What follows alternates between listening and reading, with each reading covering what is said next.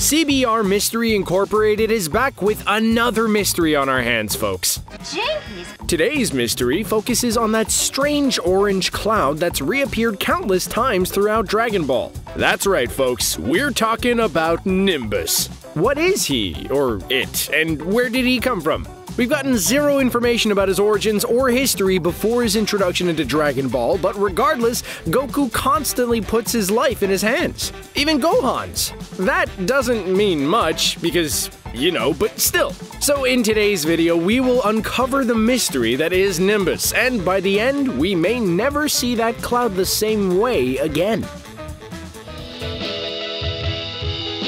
When we began looking into this mysterious little cloud, what do you think we found?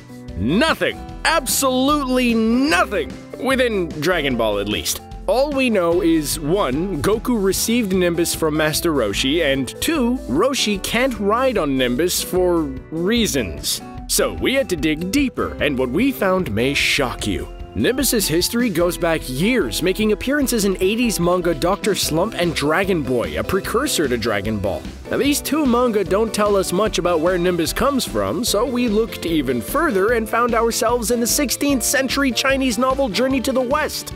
Journey to the West tells a 7th century story of a Buddhist monk traveling west towards India, where along the way, he meets some interesting characters based on Chinese legend. One character is Sun Wukong. The Monkey King Sun Wukong was a fierce warrior who had many abilities that allowed him to challenge heaven itself, such as immortality, transformation, and more. Another one of these abilities was flight, which was given to him by our old pal Nimbus. Trained in the ways of Taoism under Master Sage Subhuti, Nimbus, or in this story Jindo Yen, came around when he was summoned by ritual. In the book, that summoning is told as such. Make the magic sign, recite the spell, clench your fist tightly, shake your body, and when you jump up, one somersault will carry you 108,000 li.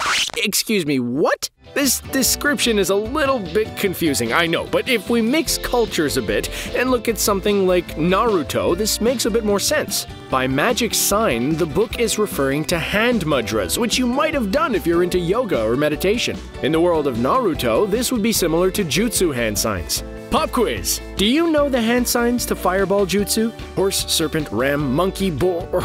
Sorry, the Naruto fan in me jumped out. Moving on! Now, I don't know what the fist clenching and body shaking is all about, but the hand mudra, tagged along with an incantation, would summon Nimbus to you and carry you 108,000 li in a single bound. Now, li is the Chinese mile, so if I do some quick math here, 108,000 li converts to 33,534 miles or 54,000 kilometers. To put that into perspective, that's traveling the United States coast to coast 9 times in an instant. Could I, borrow Nimbus sometime? Well, for that to happen, my heart would need to be judged, as much like the Nimbus in Dragon Ball, only those who are pure of heart can use its power. Now, there are a few questions I have after diving into this book. 1, just how many Flying Nimbus are there out there?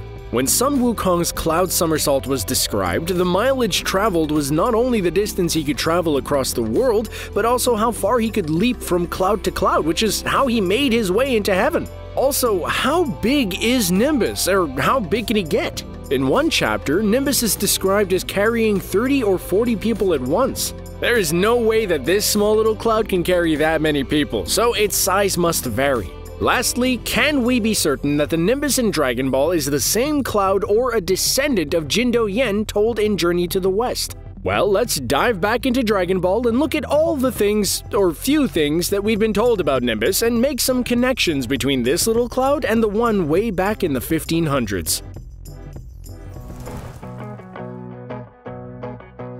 In Dragon Ball, the legend of Nimbus spreads far and wide. Even the common folk residing in villages deep in the mountains know of this little orange cloud, as one states a flying Nimbus can't be destroyed. To have knowledge like that, the story must have been passed down from generation to generation, right? 16th century information?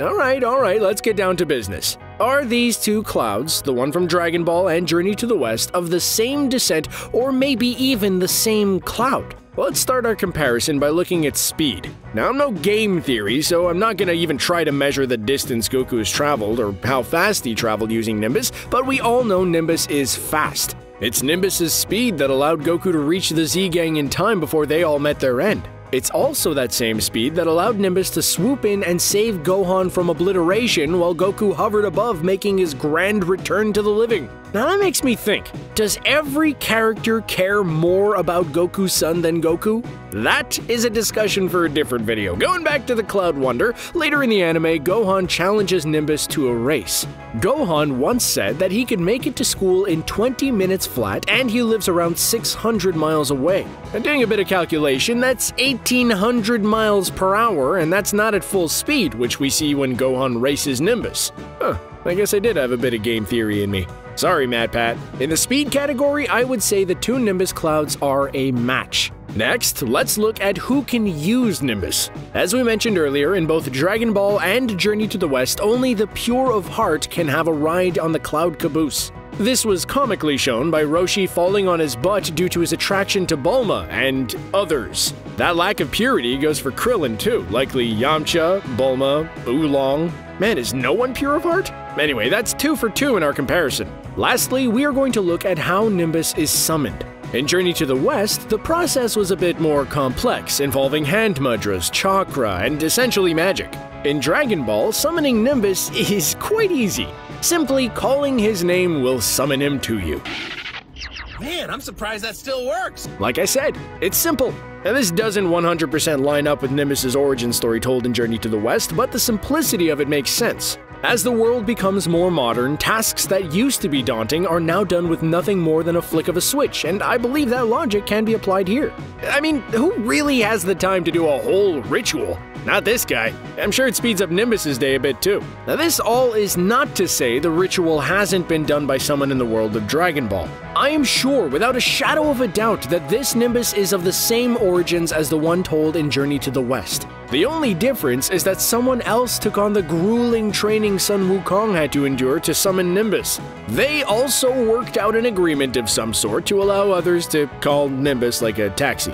So who could it be? The Nimbus Goku has was passed down to him by Roshi, and Roshi, although a great master of martial arts, is not the guy who played a hand in Nimbus's creation, as he himself was given Nimbus as a gift. This was done by another master, one who has been given the praise of creating the Senzu beans that Goku so freely gives away.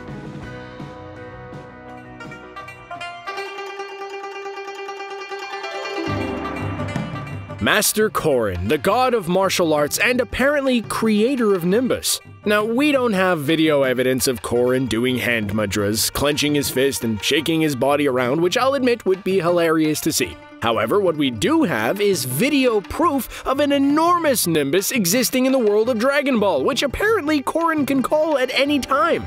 It's from here Goku receives his second Nimbus after his first was destroyed, which I need to point out he chooses himself out of what could be hundreds of thousands of Nimbuses. To be able to call what we'll call Mother Nimbus, it must mean Korin is the one who originally summoned Nimbus to the world, right?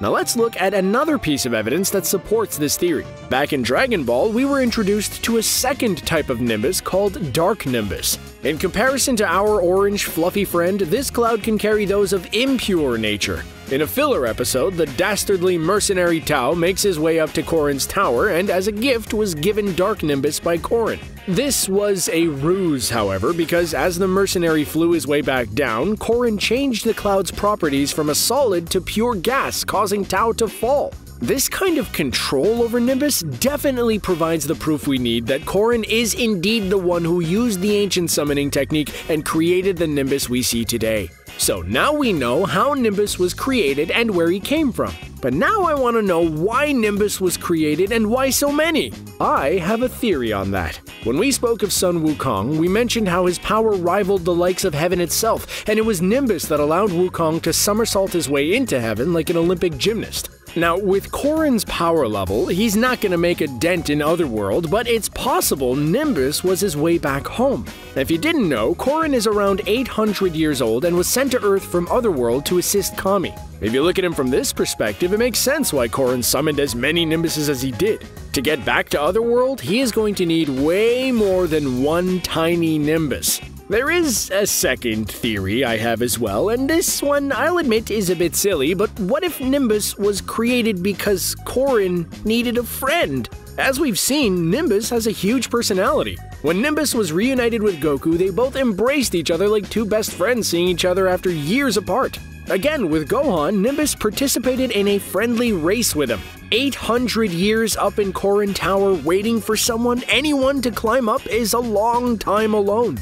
Again, I know this sounds silly, but if you had the ability to summon someone to be your friend, wouldn't you do it? I know I would. Now, speaking of Nimbus's friends, does it make me wonder about Nimbus and how he feels about the Z-Fighters? I mean, practically everyone he's come into contact with has abandoned him. Who needs Nimbus when you can fly yourself, right? Also, it had to hurt when Goku finally called him after years and there was no "how have you been, let's catch up," or "hey, I missed you." No, it was just, "oh, I didn't think that would work," and then helping Goku because for once, Goku couldn't fly himself. Poor Cloud. He ought to stand up for himself one day. Ah well, feeling bad for Nimbus isn't why we're here. We're here to uncover the mystery that was the origin of Flying Nimbus, which we have, so this case is closed. Are there any other Dragon Ball mysteries we need to uncover? I ask because according to Charles Lee, if he sees anything Dragon Ball, that video will get clicked instantly. There are still so many unsolved mysteries in DBZ, and CBR Mystery Incorporated will be on the case. For example, want to know what happened to Launch?